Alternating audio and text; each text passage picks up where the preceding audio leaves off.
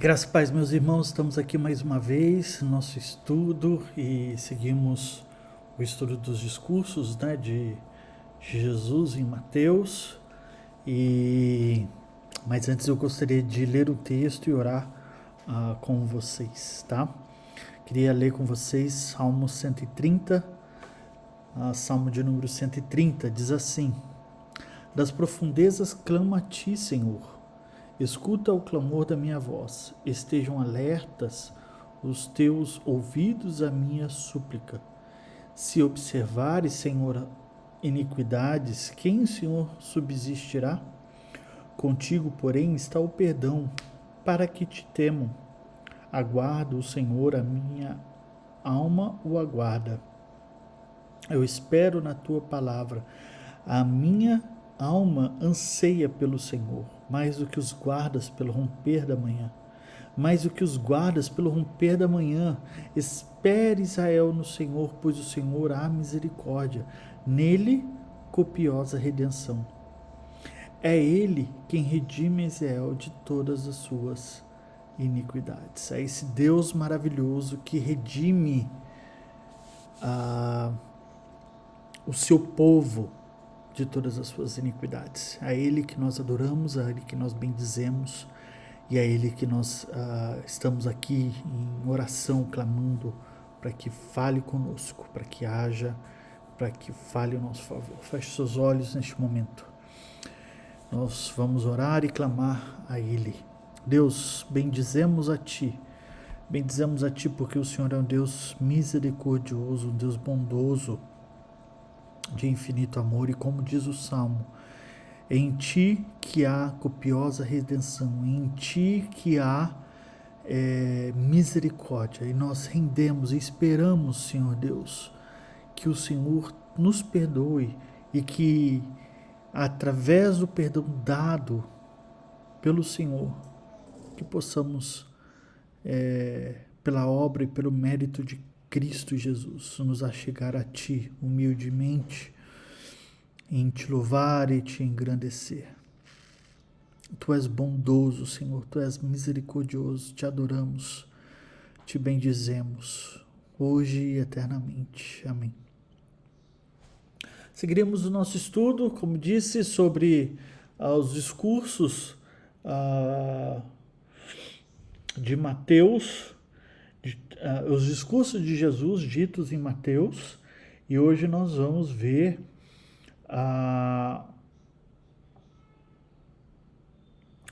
o discurso lá do capítulo 10,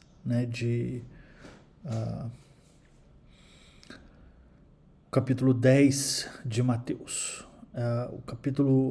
Nós vamos ler, na verdade, vamos falar sobre o capítulo 10, mas nós vamos ler o capítulo 11, verso 1, que é o texto que encerra esse discurso, tá? Diz assim: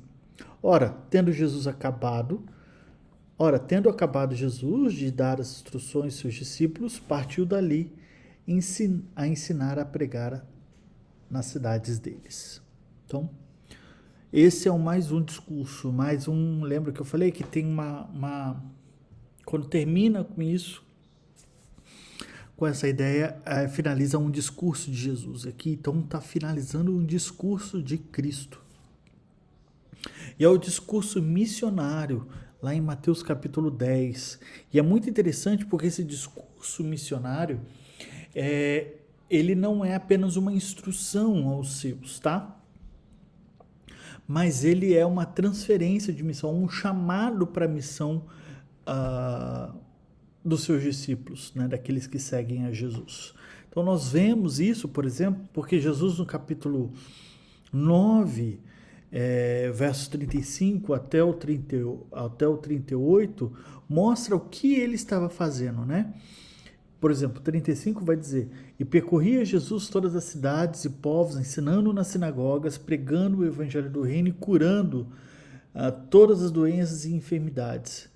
Vendo as multidões, compadeceu-se delas, porque estavam aflitas e exaustas, como ovelhas que não têm pastor. Então aqui ele roga, ele pede ao Pai, ao Senhor da Seara, ele ensina isso aos seus discípulos, para que mande mais trabalhadores para as searas. E quem vai para as searas, quem vai para trabalhar? Os próprios discípulos. Então ele transfere, ele amplia essa missão que é ele está cumprindo, ele que está fazendo, mas ele fala, agora vocês também vão fazer. Então nós vemos isso, uma missão como continuação da obra de Cristo Jesus. Mateus 10, como disse, não é apenas uma instrução, mas é essa continuação da obra de Cristo.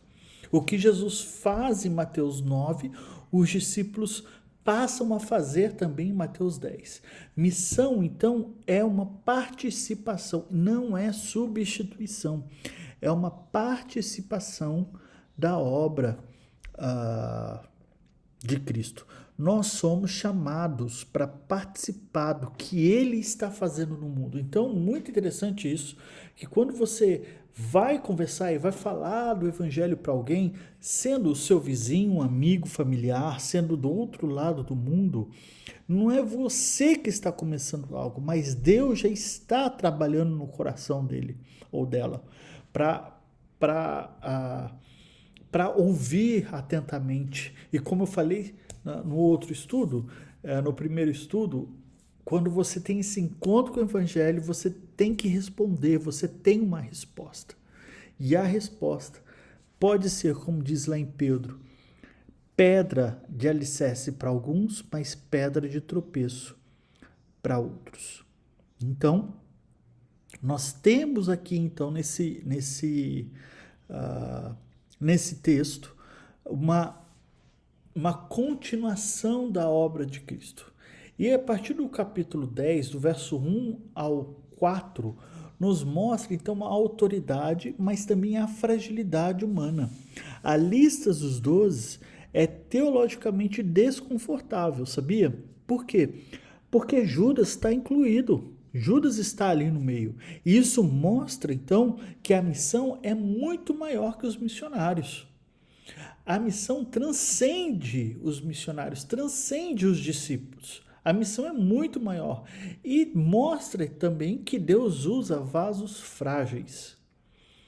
Deus usa vasos frágeis, né? Nós não somos melhores ou super-heróis porque pregamos o evangelho em outras cidades ou não. Deus usa vasos frágeis. Isso nós precisamos entender a cada dia. E por causa disso, o que é exigido de nós não é perfeição. O que é exigido de nós é fidelidade. Nós devemos ser fiel ao que Deus colocou em nossas mãos.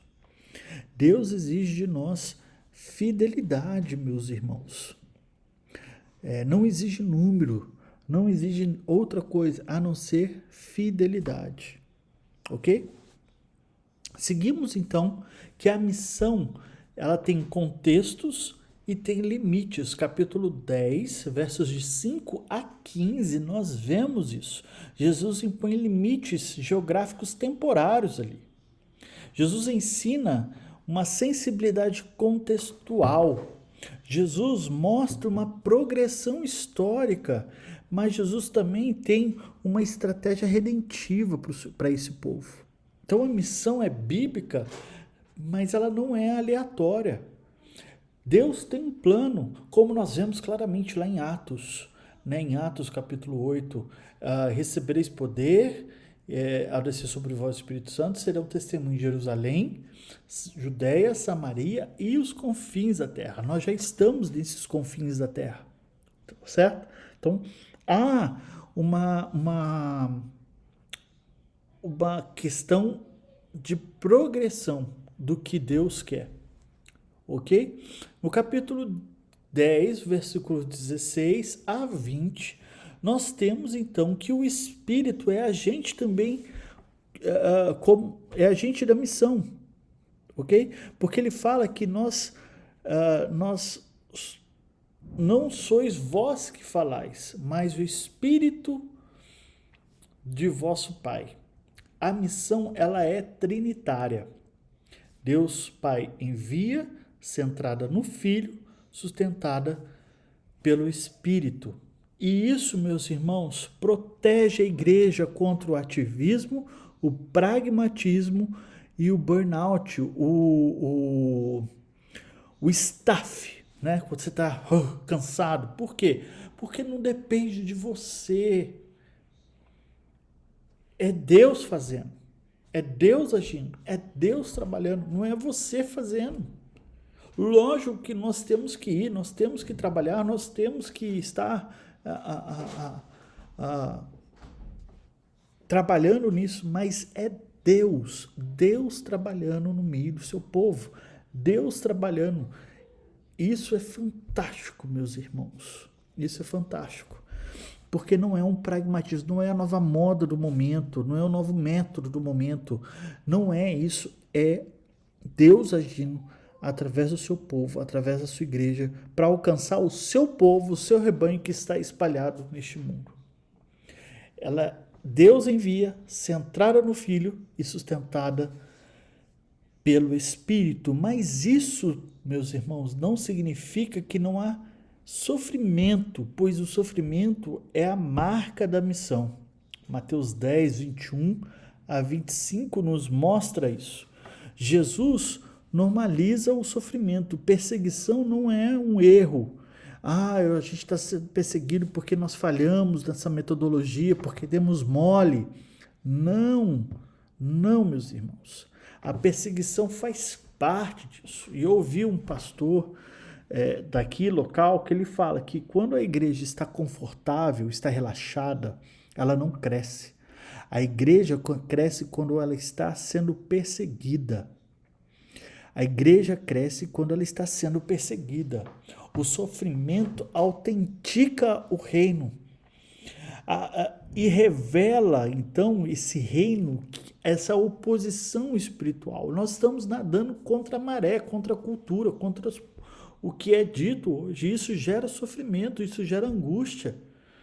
Nós estamos falando para as pessoas que o Deus que ela serve no coração, o amor que ela tem por esse Deus está errado, que elas têm que estar centradas em Cristo Jesus, no Deus verdadeiro, no Senhor Jesus. Então isso gera sofrimento, isso vai gerar sofrimento para a igreja do Senhor. Sofrimento não é algo à parte, mas é marca da missão. Porque como o próprio Cristo, se perseguiram aquele que nós seguimos, o Mestre, quanto nós, discípulos. E isso, meus irmãos, gera um custo real desse discipulado. Mateus 26 até Mateus 10, do versículo 26 até o 39. Jesus, então, redefine o que é família, o que é lealdade e o que é identidade. Mostrando, então, que esse discipulado é necessário.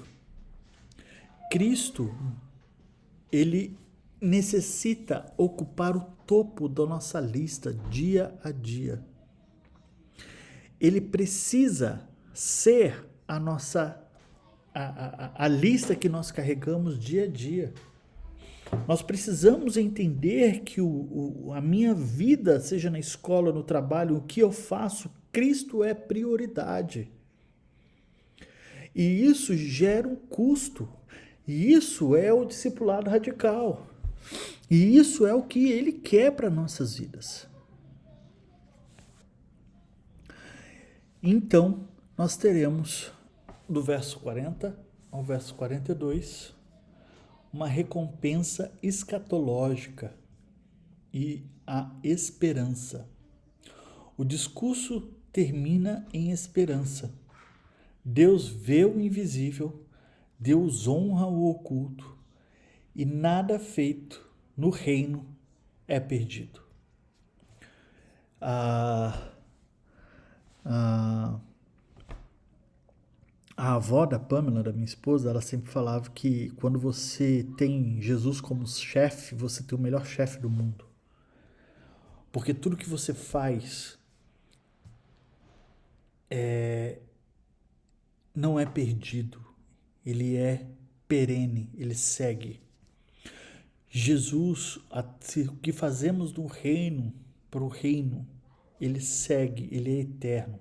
ele ecoa na eternidade, como disse um outro autor.